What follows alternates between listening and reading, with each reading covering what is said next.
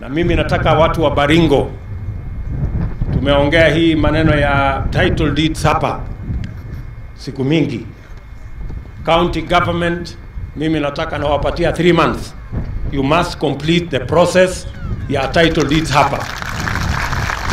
Ulete Nairobi, mimi mwenyewe nitasimamia, so that kabla ya mwisho wa mwaka huu hawa watu wapatiwe title deeds zao waweze kuendesha maisha yao.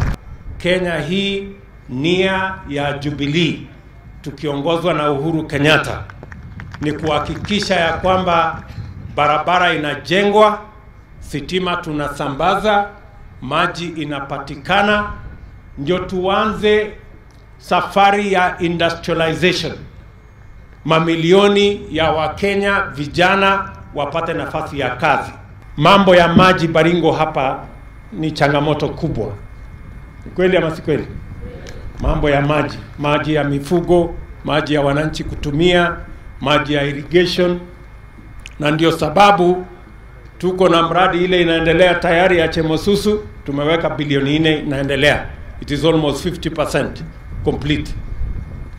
Tumewapatia pesa ingine bilioni 25 katika dam ya Radat hapa. Mimi naona hii muhula yenu ambayo Rais Uhuru Kenyatta amepata hatamu ya pili, mtafanya hata kazi zaidi, kwa sababu hakuna kitu ya kuwasumbua.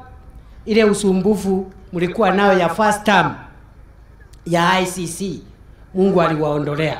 Barabara zinajengwa na tushaanza. Stima ndio hii, Your Excellency, inaendelea. Mashule zetu, masomo ya bure na vitabu inaendelea.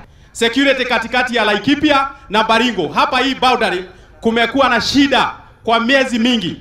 Lakini kwa sasa tunataka kushukuru wewe na government yako ya kwamba the security is now very stable between Baringo na Laikipia. We want to say thank you very much.